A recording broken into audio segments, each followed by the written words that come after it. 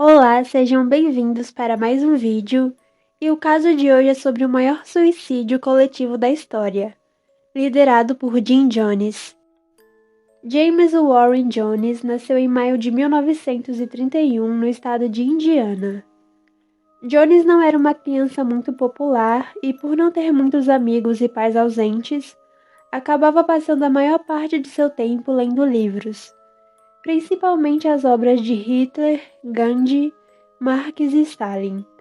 Algumas dessas ideias acabaram sendo incorporadas à filosofia de sua seita, que pregava que todos eram iguais e que seria possível viver em harmonia.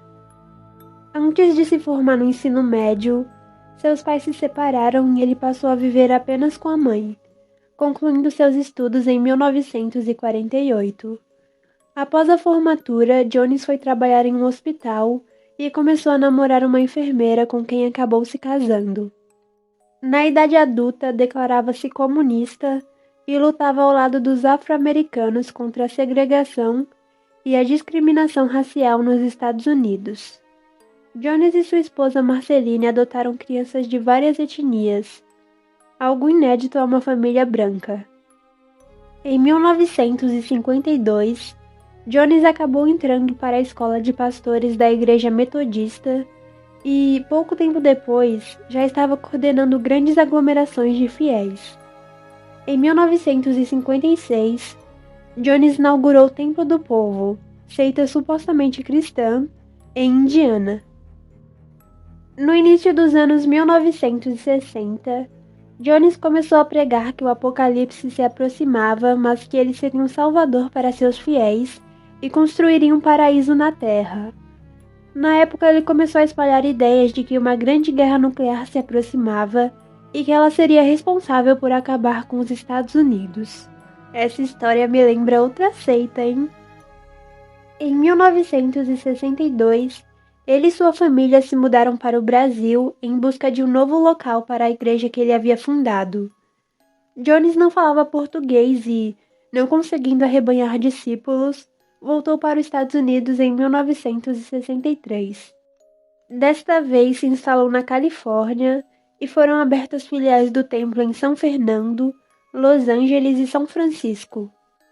Jones foi capaz de ganhar o apoio do público e aproximar-se de figuras políticas progressistas, entre elas a primeira-dama Rosalynn Carter. Inclusive, gente, essa mulher deve ter alguma maldição, porque ela também tem foto com John Wayne Gacy, também conhecido como Palhaço Assassino. Se você não conhece ele, tem vídeo lá na playlist de Serial Killers. Mas enfim, em 1977, chegou a ser comparado com Martin Luther King Jr., Angela Davis e Albert Einstein pelo deputado democrata Willie Brown. Nos anos seguintes, Jones passou a atacar o cristianismo e deturpar diversas ideias que ele mesmo havia defendido, além de repetir ideias de que tinha poderes divinos e queria ser reconhecido como tal entre seus fiéis. Com a nova realidade da Califórnia, Jones passou a usar drogas que aumentavam a sua paranoia, fazendo com que afirmasse que inimigos estavam procurando por ele e por seus fiéis. Jones espalhava o medo entre seus seguidores, afirmando que acidentes e mortes recairiam sobre eles caso começassem a duvidar de sua palavra e divindade. Nessa época, a igreja passou a controlar todos os aspectos da vida de seus fiéis. Eles eram obrigados a entregar toda a renda de seus trabalhos, e muitos deles entregaram seus bens materiais para a igreja em troca de moradia e alimentação. Jones passou a controlar a vida sexual de seus seguidores, definir quem poderia se casar e exigir que algumas mulheres abortassem. Quem fosse contra suas palavras seria punido com diminuição de refeição, jornadas de trabalho exaustivas e humilhações públicas, além de violência física. Apesar desses abusos, o templo crescia em números de fiéis e prosperava economicamente. Nos anos 70, seus cultos, métodos de cura e sua igreja como um todo passaram a ser alvo de denúncias, críticas e investigações. Isso fez com que Jones resolvesse fechar a igreja de Indiana e, em 1973, se mudasse com seus seguidores para a Guiana. Em 1974, o assentamento de Jonestown começou a ser construído na Guiana, um país que havia passado por uma revolução e que estava com um partido socialista no poder.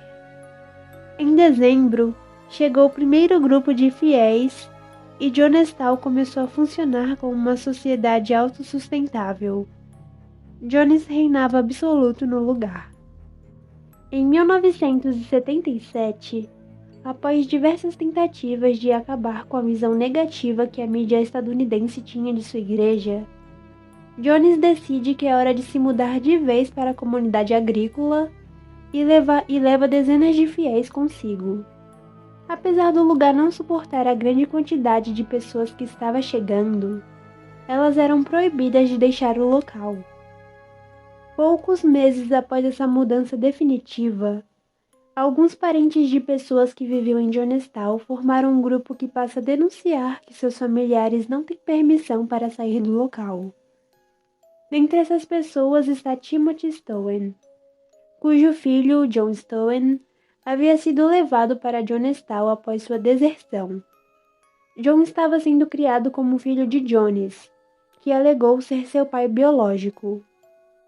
Essas denúncias chamam a atenção do congressista da Califórnia, Leo Ryan. Nesse ponto começa uma batalha legal pela custódia de John, que abala as estruturas de Jones. Na mesma época, temendo uma invasão, Jones passou a realizar exercícios que simulavam ataques às suas terras, que ele chamava de noites brancas. Em suas simulações, os seguidores precisavam se esconder, rezar e entoar cânticos para manter os invasores longe. Ele também ordenava que seus seguranças se escondessem na floresta e disparassem suas armas para amedrontar. Em uma dessas noites brancas, Jones informou que, se Jonestown fosse invadida, ele distribuiria venenos a todos para evitar que fossem pegos. Nessa mesma noite, ele serviu um ponche de frutas que, segundo ele, estava envenenado.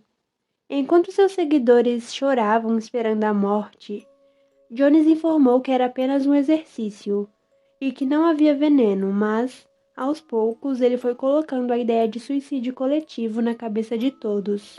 Em 1978, Deborah Lane, uma das foragidas de Jonestown, se junta ao coro de denúncias de violação de direitos civis e dá depoimento chocante sobre as condições. Nesse mesmo ano, Leo Ryan foi para Jonestown com o objetivo de investigar as denúncias que vinham sendo recebidas. Jones prepara uma recepção e consegue ensinar um bem-estar entre todos, mas Ryan acaba recebendo um pedido de ajuda. A equipe consegue reunir 15 pessoas que querem deixar o local, e todos partem, mas, assim que entram nas aeronaves, os seguranças de Jones começam a atirar e matam Ryan, o cinegrafista e outras pessoas. Os sobreviventes fugiram para a selva. Na mesma noite, 18 de novembro, Jones é informado que algumas pessoas conseguiram escapar do ataque e informa seus seguidores que logo os militares invadiriam o local para matar a todos. Com isso, ele informa que todos devem cometer um suicídio revolucionário, que mostraria ao mundo seus ideais e que os levaria a um paraíso no além da vida. Uma mistura de suco e cianeto foi servido a todos e aqueles que se negaram a tomar tinham a mistura injetada à força com seringas. As crianças foram as primeiras a beber o refresco. Levava cerca de 5 minutos para um adulto tombar. Apenas 35 sobreviveram, se escondendo até os guardas tomarem o refresco. O ato foi gravado em áudio e Jones profere ao final: "Nós não cometemos suicídio. Cometemos um ato de suicídio revolucionário, protestando contra as condições de um mundo desumano." No total, 909 pessoas foram mortas durante o ato, o que resultou na maior perda de vidas civis dos Estados Unidos em ato deliberado até 11 de setembro de 2001. James Warren Jones não bebeu, Seu corpo foi encontrado em uma cadeira de praia, morto com um tiro na cabeça dado por ele mesmo.